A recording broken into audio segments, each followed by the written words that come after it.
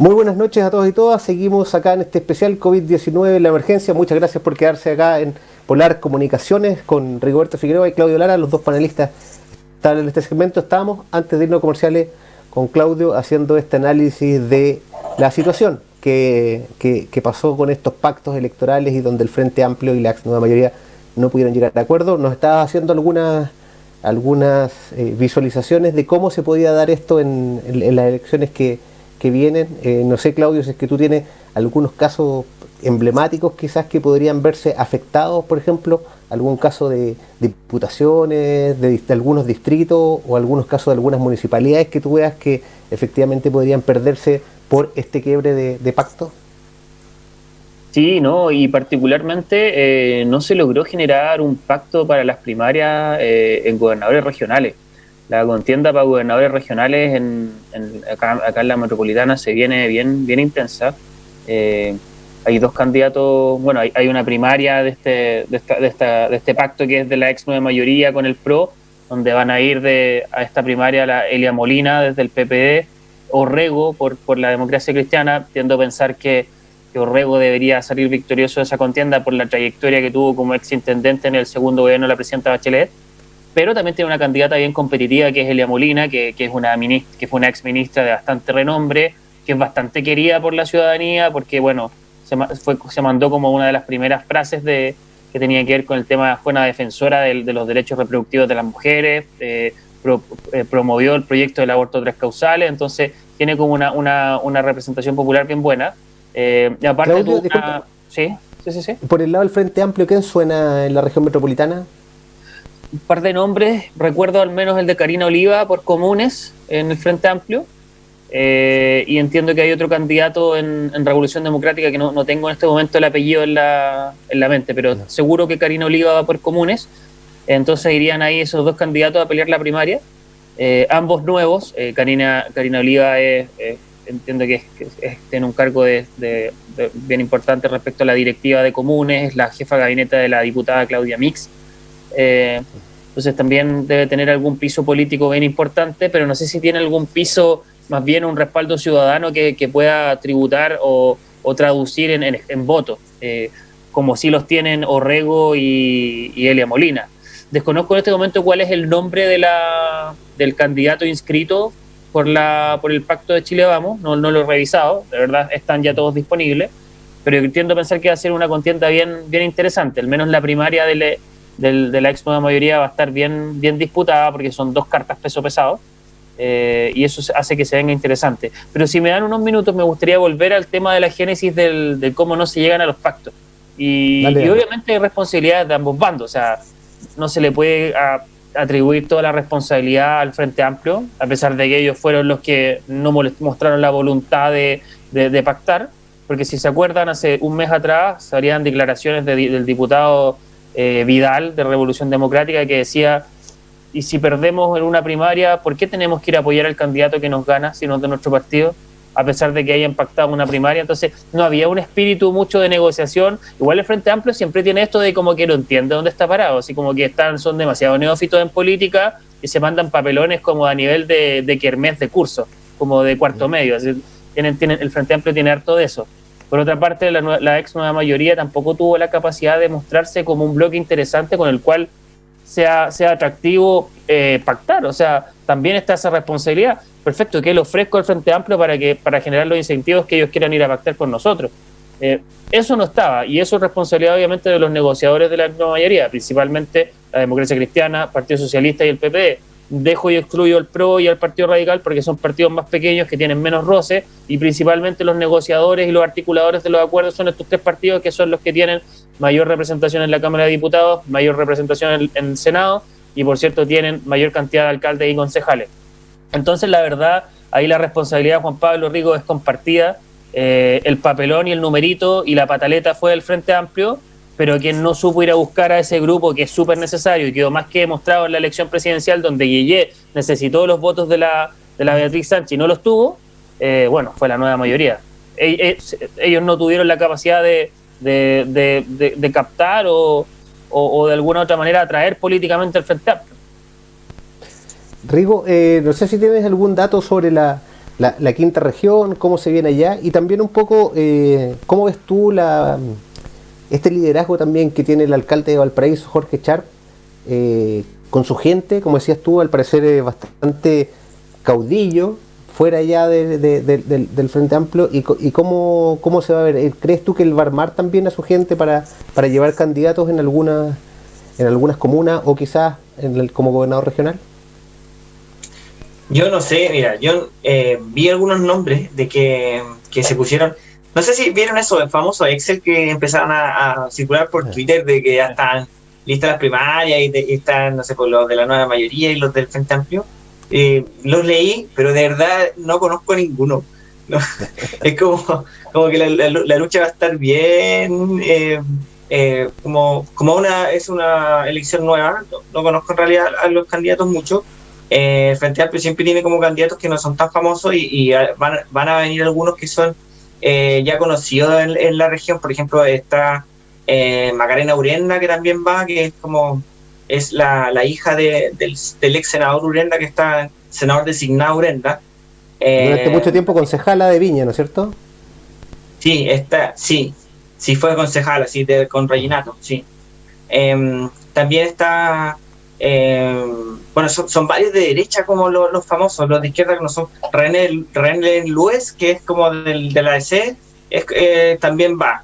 Y bueno, los demás del Frente Amplio no los conozco. También está Marlene Olivarí, que el otro día hizo noticia en el Mercurio de Valparaíso porque salió como la primera, no sé, la primera mayoría según la votación espontánea de la gente.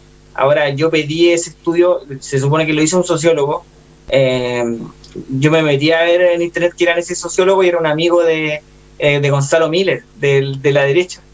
Y claro, me metí a ver y le pregunté quién era y no sé cómo había sido la metodología de su estudio, y porque yo soy colega de él y no me lo dijo. O sea, ese estudio está más arreglado que mesa cumpleaños. Aldo Valle aparece por la quinta ahí región. soplaba algo, Claudio, del PS, el ex rector de la Universidad de Valparaíso, Aldo Valle. A mí me sorprendió que fuera como candidato, no lo sabía, que era una movida, pero va también de candidato en la quinta región. Bueno, dejó una buena impresión Aldo Valle, no sé, a nivel regional y también digamos, nacional, cuando era vicepresidente del CRUCH. Y él también fue bastante consultado, fue una de las figuras que tuvo bastante visibilidad con la gratuidad y con los cambios que se hicieron al sistema universitario. Yo creo que hizo buen trabajo y es una de las cartas que podría salir. Los demás candidatos que me están soplando por ahí no los conozco. Oye, lo otro que quería en este tema de la polaridad y la polarización, ¿no es cierto? Comentarles sobre un tema que me parece medio ficticio, pero que ha salido también en la noticia últimamente muy fuerte, y que tiene que ver con estos 30.000 funcionarios y funcionarias públicas que habrían accedido al bono clase media, estos 500.000 pesos. 37.000.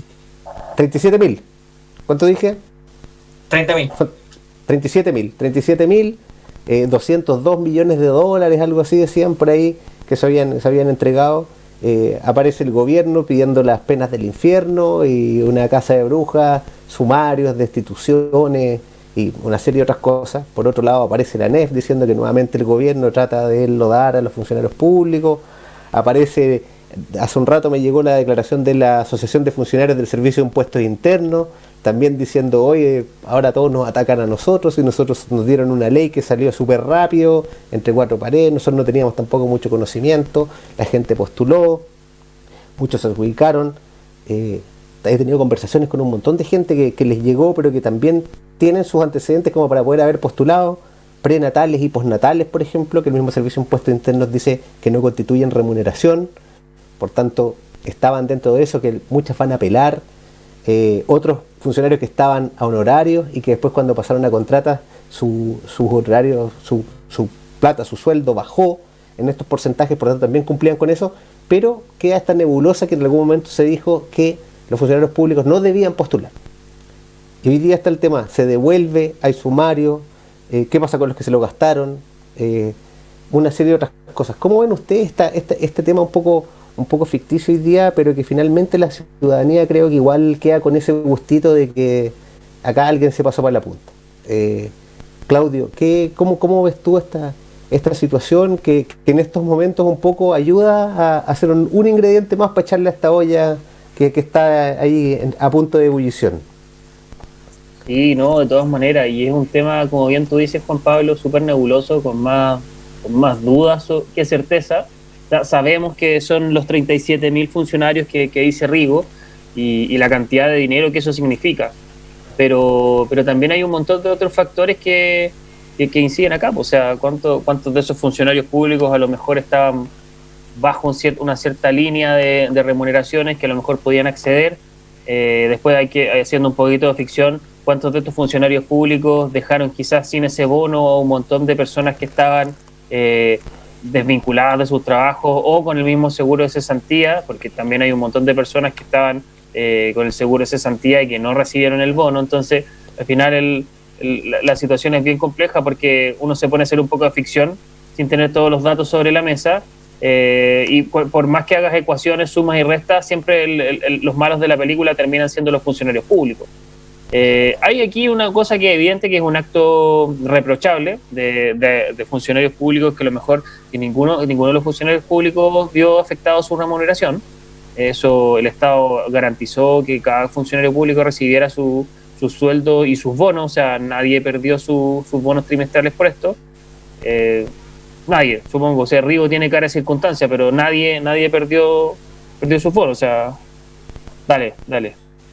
Sí, solo una capita de lo que está diciendo. Hay algunos funcionarios públicos que perdieron mucho de su sueldo, pero relacionado a viáticos. Y puede que haya incidido en 30% de su remuneración o más. Entonces, puede que en ese pie de página puede que hayan habido situaciones reales, pero en realidad no los 37.000.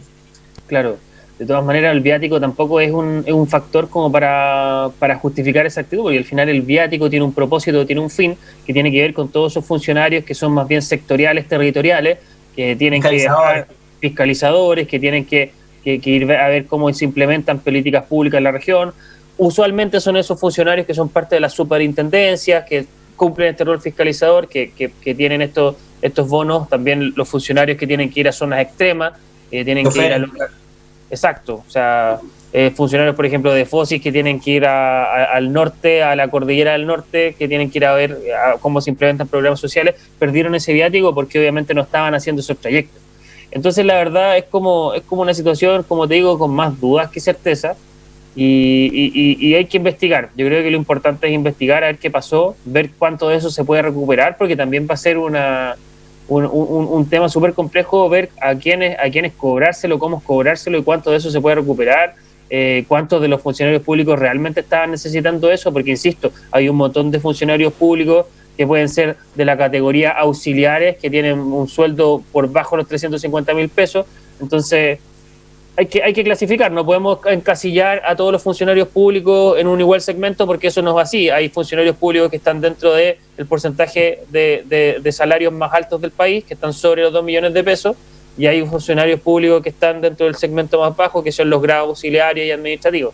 Entonces, no sabemos, no tenemos a la fecha el desglose cuántos corresponden al estamento auxiliar, cuántos corresponden al estamento administrativo, cuánto al estamento profesional, cuánto a los directivos. Sería una vergüenza que directivos hayan pedido el bono, pero no están esos datos. A la fecha lo único que sabemos, 37.000 funcionarios lo pidieron, y significa esa cierta cantidad de plata que tú dijiste hace un rato, JP. Sí.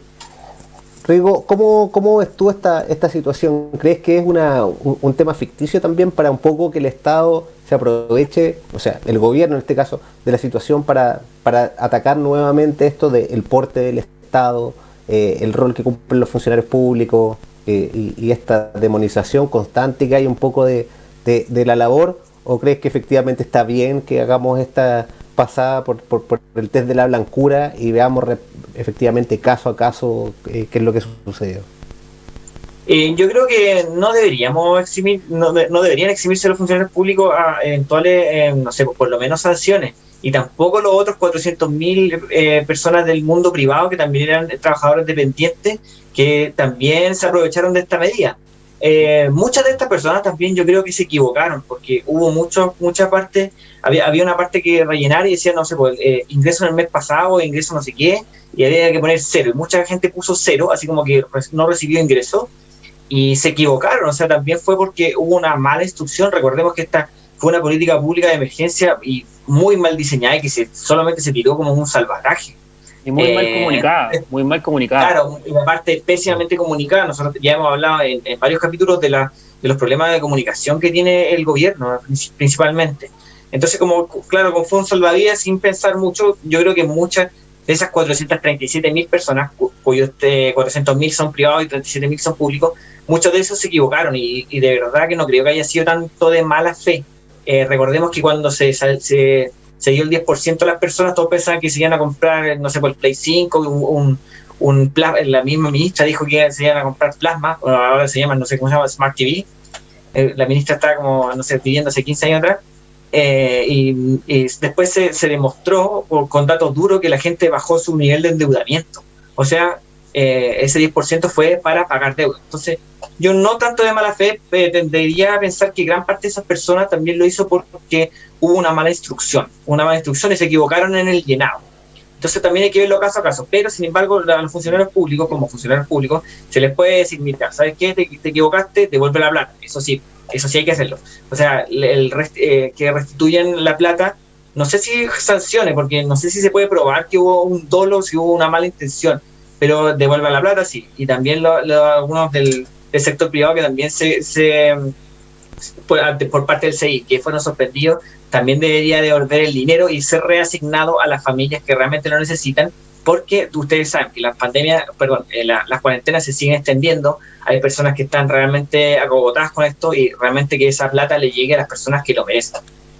Sí, por redes sociales veía que la gente decía, bueno, si hay alguna sanción, que hagan clases de ética como otros también que han tenido otro tipo de conducta de apropiación de bastante más dinero, y finalmente que se restituya un poco lo que decían ustedes, y por eso parece que va a ser la línea. Para ir cerrando ya este segundo bloque, darle un poco, Rigo hablaba de un salvavidas. Acá en Magallanes ustedes han visto la situación que estamos con el tema del COVID, y lo que estamos esperando es un salvavidas, venga de donde venga. Seguimos con números complejos, no bajamos de los 150, habitualmente un promedio de 200, 220 contagios diarios, y la situación ya se pone crítica. El otro día escuchaba unas declaraciones del Ceremi de Salud que nos comparaba con los peores momentos de Nueva York, y que esta nueva supuesta cepa del virus también no es que fuera menos letal y más contagiosa, sino que efectivamente eso tampoco está comprobado. Estamos ya con nuestras capacidades de camas más o menos copadas, entre 2 o 4 evacuaciones diarias. Está compleja la situación. No sé, chicos, si ustedes han podido hacerle un seguimiento también al caso de Magallanes, y cómo se ve desde afuera, porque finalmente es un ranking en el que uno no quiere estar, el ranking de lo malo, el ranking de lo complicado que es este virus, que nos tiene súper complejo. Contarles que la hora de incluso el toque de queda ya se acortó en 2 horas, ahora ya estamos entrándonos 2 horas antes, hasta las 8. Muchos negocios obviamente quebrando, mucha gente que ha perdido familiares o que los tiene bastante complicados. ¿Cómo se ve desde afuera? ¿Qué pueden leer ustedes o ver en los medios, Claudio y Rigo? O sea, ¿qué parte de Rigo? ¿Parto yo? ¿Sigo? Sí, ¿no? Lo que está pasando en Magallanes a mí me genera mucha preocupación. Lo comentábamos fuera de líneas, fuera de aire. El hecho de que el subsecretario lleve más de una semana en la región significa que al menos está generando preocupación o ruido en nivel central. Pero ¿de qué manera eso repercute en mejorar la situación que está viviendo Magallanes? Yo no lo sé. Porque yo tiendo a pensar que lo que está pasando en Magallanes, la magnitud del problema, voy a cerrar la ventana porque tengo mucho ruido ambiente. Tiendo a pensar que lo que está pasando en Magallanes se le escapó de las manos al Ejecutivo hace un buen rato. Hace un buen rato que no tienen el control, que perdieron la trazabilidad, y obviamente están yendo las personas que quizás no tienen que ir. O sea, en realidad, ¿qué sacamos con llevar más políticos a la región? que no le van a entregar las soluciones que necesita la región, sino que hay que ir a buscar nuevos científicos que indaguen un poco lo que decías tú también, Juan Pablo, entre bloques, que puedan indagar la magnitud de esta nueva cepa, cuáles son los principales síntomas, de qué manera se puede controlar esto, si es que necesita un tratamiento, alguna variación en el tratamiento. Entiendo que estamos súper en pañales respecto a cómo enfrentar esta nueva cepa, que entiendo que se está manifestando en esta parte del mundo en Chile. También se vio una nueva cepa en Europa, en Barcelona principalmente, que también dejó la escoba y que hizo volver a Barcelona cuarentena. Y eso ya pasó, o sea, tuvimos toda la oportunidad de mirarlo y nuevamente caímos en el error de no seguir las indicaciones o no tomar los resguardos necesarios. Eso nuevamente es responsabilidad del Ejecutivo, porque al final el Ministerio de Salud siempre ha tenido todas las cartas sobre la mesa. Todo lo que está pasando en Europa ha sido un laboratorio para nosotros, porque tenemos todos los comportamientos, las situaciones y los principales hitos ocurriendo con 2 o 3 meses de anticipación. Hemos podido verlos, observarlos, analizarlos y procesarlos, y aún así seguimos sin capacidad de respuesta. Si eso no es por responsabilidad política, yo no sé de qué estamos hablando. Entonces, el hecho de que esté el subsecretario Zúñiga, y con esto termino, Juan Pablo, yo no sé qué significa. Significa que va a meter más plata a la región para que podamos investigar, va a fortalecer la red asistencial, la red de atención primaria, le va a volver a meter ventiladores a la región, porque lo más probable es que si esta cuestión sigue como está, en un mes vuelvan a tener casos críticos y la cantidad de ventiladores que existen en la región no de abasto. Yo no sé qué significa, pero hay que moverse ya ahora porque la región lo está viendo gritos hace rato. Rigo, mira, solo algunos datos. Solo en el mes de septiembre se notificaron 5.008 casos nuevos. Solo en el mes de septiembre. Tenemos la variación de porcentaje de casos en los últimos 14 días. Magallanes, o sea, 26,02% al alza. Punta Arenas 24,3%. Puerto Natales 60,7%. Al alza. Tasa de mortalidad 46,5 por cada 100.000 habitantes. ¿Cierto? La tasa de mortalidad al día 1 de septiembre era 22,6 por cada 100.000 habitantes y actualmente 45. Todos los datos son decidores, son muy malos. Tenemos algunos mapas de calor. Acá hay un interesante trabajo que se hizo desde la Seremi de Salud, en donde se muestra una serie de datos, de medidas que se han hecho, pero finalmente el mensaje es: cuidémonos todos, pero no tenemos muchas explicaciones. ¿Cómo lo ves tú, Rigoberto? Yo en algún momento igual decía, esto ya se nos escapó de las manos a economía, a trabajo, a salud, a todo esto, y finalmente ya sabemos que el Ministerio de Ciencia es un ministerio nuevo que está partiendo, pero quizás esto ya tiene que ser un tema científico y de venir a finalmente ver qué es lo que está sucediendo y hincarle el diente por ese lado, porque muchas explicaciones no hay. Nos dicen la movilidad, pero si estamos top 10 mundiales, yo no me imagino que nos movamos bastante más que en todos los otros lugares del planeta. Tú, Rigo, que igual manejas ese tema estadístico, ¿cómo lo ves? Sí, lo que pasa es que el tema de Magallanes a mí me preocupa mucho, porque hay evidencia científica de que puede ser una nueva cepa. Entonces te estás enfrentando a algo que no conoces. Si tiene esa cifra y tiene una política, digamos, que más o menos ha mantenido a raya, por lo menos en Santiago, al COVID, que Santiago, digamos que son varios millones de habitantes y lo ha mantenido a raya, y el resto del país también lo ha bajado un poco, salvo como, no sé, casos excepcionales como por ejemplo el Daisen.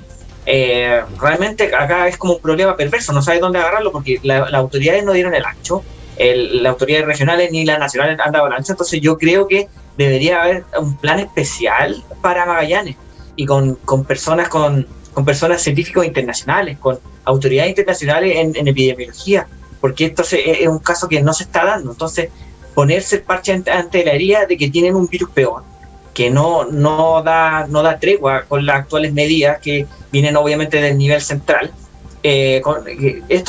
Magallanes escapa, digamos, a los márgenes de fase 1, fase 2, que deberían tener un plan especial, porque no está resultando nada. Entonces, un plan especial para resguardar, digamos, a todas las personas y su salud en Magallanes. Yo creo que eso es lo primero que debería hacerse, para después bajar un poco los números y empezar a reactivar la economía y el comercio.